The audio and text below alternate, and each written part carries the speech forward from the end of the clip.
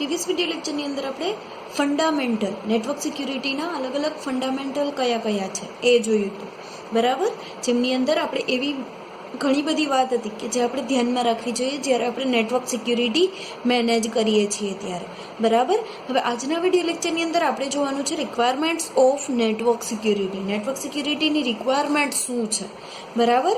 જ્યારે તમે network security વિશે જાણવા માંગો છો ત્યારે તમારે અમુક એવી ટર્મ છે કે જે જાણવી જરૂરી છે, અમુક એવા વર્ડ્સ છે કે જે જાણવા જરૂરી છે, બરાબર. નેટવર્ક સિક્યુરિટી શું છે એ જાણવા માટે પહેલાં આ બધા અલગ અલગ વર્ડ્સ જાણવા જરૂરી છે, એમના મિનિંગ સમજવા જરૂરી છે.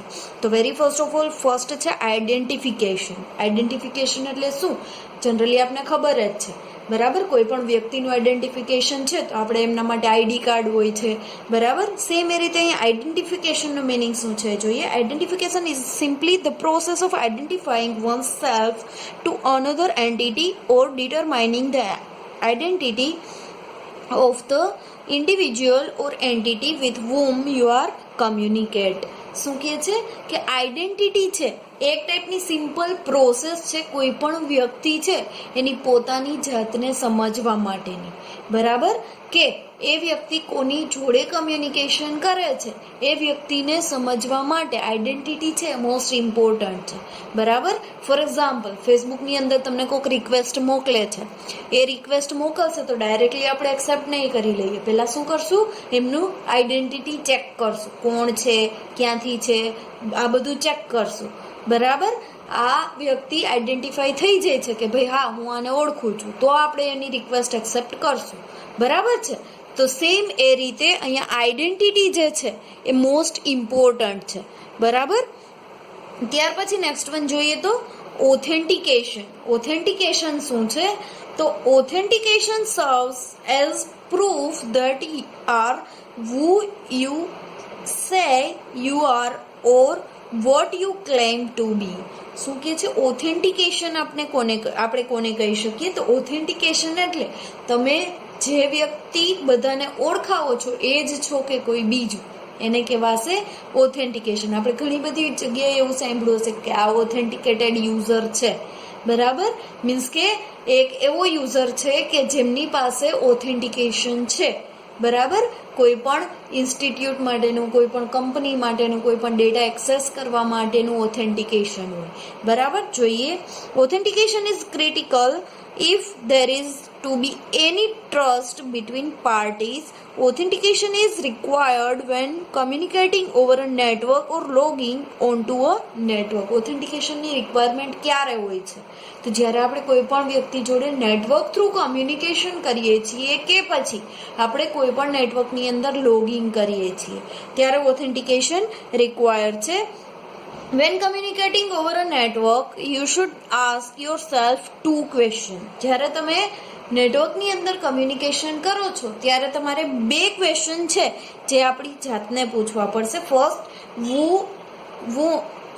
with whom am I communicating? હું કોની જોડે કમ્યુનિકેશન કરું છું એ જાણવું કમ્પલસરી છે.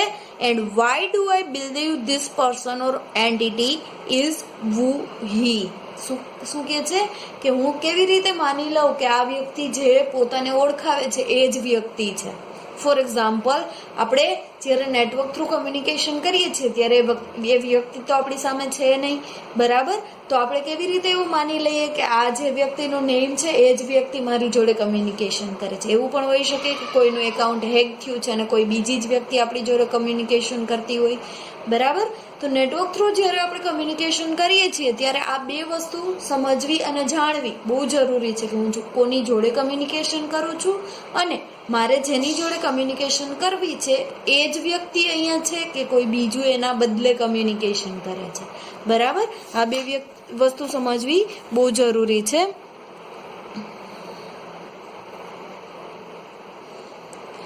If you don't have a good answer for question 2, then chances are you are wrong on question 1. જો તમને સારો આન્સર નથી મળતો સેકન્ડ ક્વેશ્ચનનો, શું કહે છે કે હું જેની જોડે કમ્યુનિકેશન કરવા માંગુ છું એ જ વ્યક્તિ સામે છે કે નહીં, જો એનો આન્સર મને સારી રીતે નથી મળતો તો હું પહેલા ક્વેશ્ચન માટે પણ ખોટી હોય એવું બની શકે, બરાબર, કે હું કોની જોડે કમ્યુનિકેશન કરું છું એ જ મને ખ્યાલ ના હોય, એવું ક્યારેક બની શકે. બરાબર. When logging on to a network there 3 basic schemes are used for authentication. જ્યારે આપણે કોઈ પણ નેટવર્કની અંદર લોગિન કરીએ છીએ ત્યારે 3 એવી બેઝિક સ્કીમ છે કે જે ઓથેન્ટિકેશન માટે વર્ક કરે છે. કઈ 3 સ્કીમ છે? તો ફર્સ્ટ છે સમથિંગ યુ નો, કંઈક એવું કે જે હું જાણું છું. સમથિંગ યુ હેવ, કંઈક એવું કે જે મારી પાસે છે. એન્ડ સમથિંગ યુ આર, કંઈક એવું કે જે હું છું. બરાબર. આ 3 વસ્તુ મોસ્ટ ઇમ્પોર્ટન્ટ છે જ્યારે આપણે ઓથેન્ટિકેશન મિનિંગ સમજવા માંગીએ છીએ ત્યારે. બરાબર. આમનો મિનિંગ શું છે અહીંયા કીધેલું છે. તો very first of all something you નો, કંઈક એવું કે જે હું જાણું છું. તો something you no that authenticates your identity is a password, code or sequence. Something you know means કે એવું કંઈક કે જે તમે જાણો છો. એમની અંદર શું હોઈ શકે કે તમારી આઈડેન્ટિટીને ઓથેન્ટિકેટ કરવા માટે તમારી પાસે કંઈક એવો પાસવર્ડ હોવો જોઈએ, કંઈક એવો કોડ હોવો જોઈએ, કંઈક એવો સિક્વન્સ હોવો જોઈએ. તો આપણે એવું કહી શકીએ કે આ એક ઓથેન્ટિકેટેડ પર્સન છે. બરાબર. તો આ રીતે સમથિંગ યુ નો. બરાબર. If you know the secret password or code then you must be who you claim to be and be authorized to access the network. જો તમારી પાસે પાસવર્ડ છે, કોડ છે કે એવું કોઈ સિક્યુરિટી આન્સર છે તો આપણે એ રીતે આઈડેન્ટિફાઈ કરી શકીએ કે તમે આ નેટવર્કની અંદર લોગિન થવા માટે ઓથેન્ટિકેટેડ પર્સન છો. બરાબર, કે તમને નેટવર્ક એક્સેસ કરવા માટેની ઓથોરાઇઝેશન છે. બરાબર. It is not very secure. આ મેથડ બહુ એટલી બધી સિક્યોર ના કહી શકાય, કેમ કે પાસવર્ડ તમારી પાસે છે, કોઈ બીજી વ્યક્તિ તમને એ રીતે વાત કરીને તમારી પાસેથી પાસવર્ડ લઈ લે છે તો એ પણ ઓથેન્ટિકેટેડ યુઝર થઈ જશે. બરાબર. ત્યાર પછી નેક્સ્ટ મેથડ શું છે? તો સમથિંગ યુ હેવ, કંઈક એવું કે જે તમારી પાસે છે. બરાબર. એમનો મિનિંગ શું થશે? Something you have required a key કે bug or token card, some device or thing that provides you with access. શું કે છે? તમારી પાસે એવું કંઈક ટોકન કાર્ડ છે, તમારી પાસે એવું કંઈક કી છે કે જેનાથી કંઈક એવી થિંગ છે, કોઈ એવું ડિવાઇસ છે કે જેનાથી તમે આઈડેન્ટિફાઈ કરી શકો કે હું એક ઓથેન્ટિકેટેડ યુઝર છું. જેવી રીતે આપણે કોલેજની અંદર એન્ટર થઈએ તો આપણી પાસે આઈડી કાર્ડ હોય. બરાબર, જેનાથી તમે એવું કહી શકો કે હું આ કોલેજમાં ભણું છું. બરાબર. તો સેમ એ રીતે જ્યારે તમે કોઈ નેટવર્કની અંદર એન્ટર થાવ છો તો એ નેટવર્કની કોઈ એવી કી તમારી પાસે હોય, કોઈ એવું ટોકન કાર્ડ તમારી પાસે હોય, કોઈ એવું ડિવાઇસ હોય કે જેથી આપણે આઈડેન્ટિફાઈ કરી શકીએ કે હું આ નેટવર્કની અંદર આવી શકું છું. બટ આ જે મેથડ છે એની અંદર શું છે કે આ મેથડની અંદર તમારી પાસે કંઈક થિંગ છે અને આ થિંગ કોઈ ચોરી કરીને લઈ જશે તો પણ એ એક ઓથેન્ટિકેટેડ યુઝર કહેવાશે. બરાબર. ફોર એક્ઝામ્પલ, તમારી પાસે આઈડી કાર્ડ છે, ઇનકેસ તમારી ફ્રેન્ડ ક્યાંય બહારથી આવે છે ને તમારું આઈડી કાર્ડ લઈને એ કોલેજમાં આવશે તો એ પણ એક ઓથેન્ટિકેટેડ યુઝર કહેવાશે. બરાબર. સેમ એ રીતે નેક્સ્ટ વન છે સમથિંગ યુ આર, કંઈક એવું કે જે તમે છો. બરાબર. એમનો મિનિંગ શું થશે? Something you are authentication relies upon some physical or behavioural characteristics. આ શું છે? ફિઝિકલ કે બિહેવિયરલ કેરેક્ટરિસ્ટિક્સ છે. આપણે ફિઝિકલી ત્યાં છીએ અને એવું કહીએ છીએ કે હું એક ઓથેન્ટિકેટેડ યુઝર છું. બરાબર, કે આપણું બિહેવિયર એ રીતે કહે છે કે હું એક ઓથેન્ટિકેટેડ યુઝર છું. It is referred to as biometric authentication. આમની અંદર શું હોય છે? બાયોમેટ્રિક ઓથેન્ટિકેશન હોય છે. એમનો મિનિંગ શું થાય છે? તો biometric can authenticate one's identity based on fingerprint, voice print or iris scan. શું કે છે?